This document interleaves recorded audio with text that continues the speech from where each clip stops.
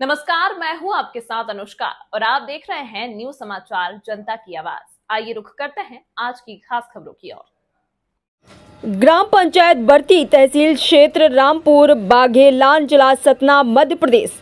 News समाचार news electronic channel के सतना जिला ब्यूरो चीफ पुष्पेंद्र कुमार त्रिपाठी की खास रिपोर्ट। भर्ती समिति प्रबंधक पुष्पराज अग्निहोत्री ने कहा है कि विरोधियों के द्वारा उनके ऊपर मनगढ़ंत झूठे निराधार आरोप लगाए जा रहे हैं।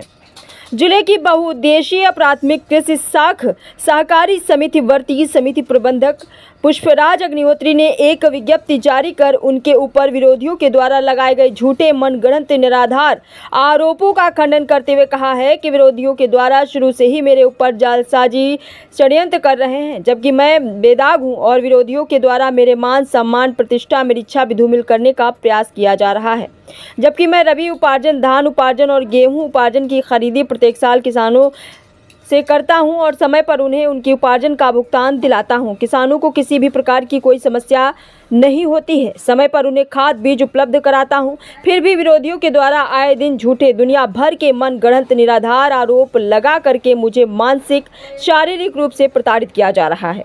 समाज में मेरी इच्छा भी धूमिल की जा रही है। मेरे चरित्र और मेरी छवि को धूमिल करने वाले विरोधियों को मैं माननीय न्यायालय के शरण में जा रहा हूं और विरोधियों के खिलाफ माननीय न्यायालय में परिवारवाद दायर कर न्याय की गुहार लगाऊंगा और विरोधी लोग जो भी आरोप मेरे ऊपर लगा रहे हैं उसको साबित करके दिखाए। झूठे मनगढ़ंत निराधार आरोप लगा करके समाज में मेरी प्रतिष्ठा की छवि धूमिल कर रहे हैं।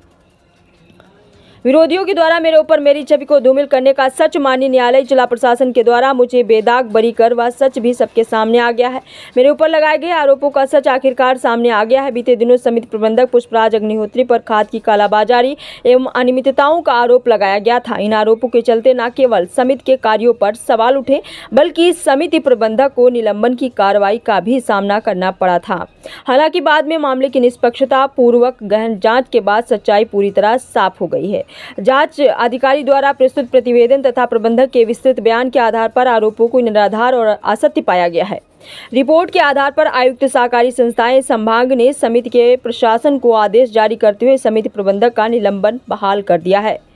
प्रबंधक के ऊपर लगे आरोपों के चलते समिति के सामान्य कार्य प्रभावित हुए थे और किसानों में भी असमंजस की स्थिति बनी हुई थी। अब जांच प्रतिवेदन के बाद यह भ्रम दूर हो गया है और समिति का कार्य पुनः सुचारू रूप से संचालित हो सकेगा। इस प्रकरण ने एक बार फिर यह साबित कर दिया है कि बिना ठोस प्रमाण के लगाए गए आरोप केवल छवि धूमिल करने का साधन बन जाते हैं। साथ ही प्रशासनिक स्तर पर की गई निष्पक्ष जाँच ने सच को सामने लाकर प्रबंधक को न्याय दिलाया।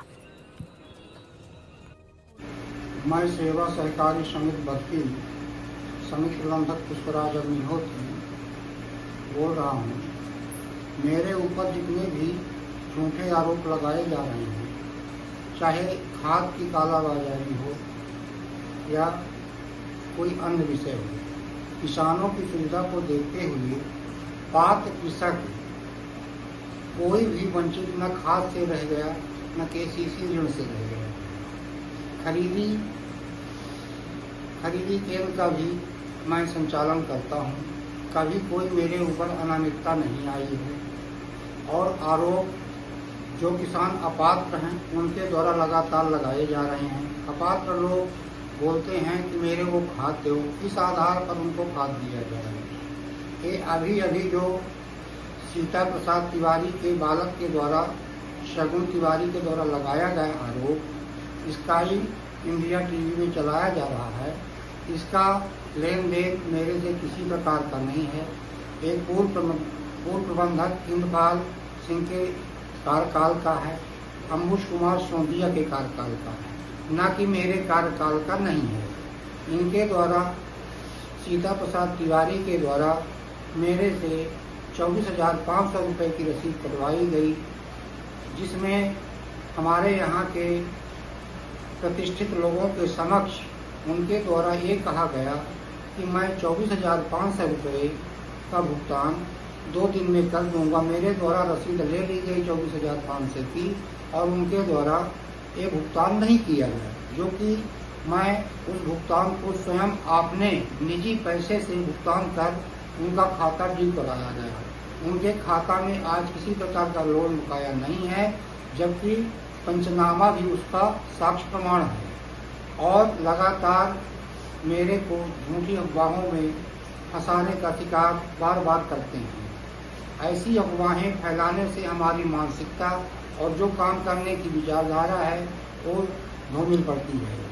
इसमें मैं यही शासन प्रशासन से अनुरोध करना चाहता हूँ कि ऐसे फरोगी व्यक्तियों के ऊपर जो भी शासन के दिशा निर्देशों में कानून हो, उनके ऊपर कानूनी धारा लगाई जाए। ऐसे किसी को बदनाम किया जाना क्या न्याय हित में होगा? ये झूठी अफवाहें फैलाने के लिए ये लोग मानसिकता दूसरे की खराब करते हैं।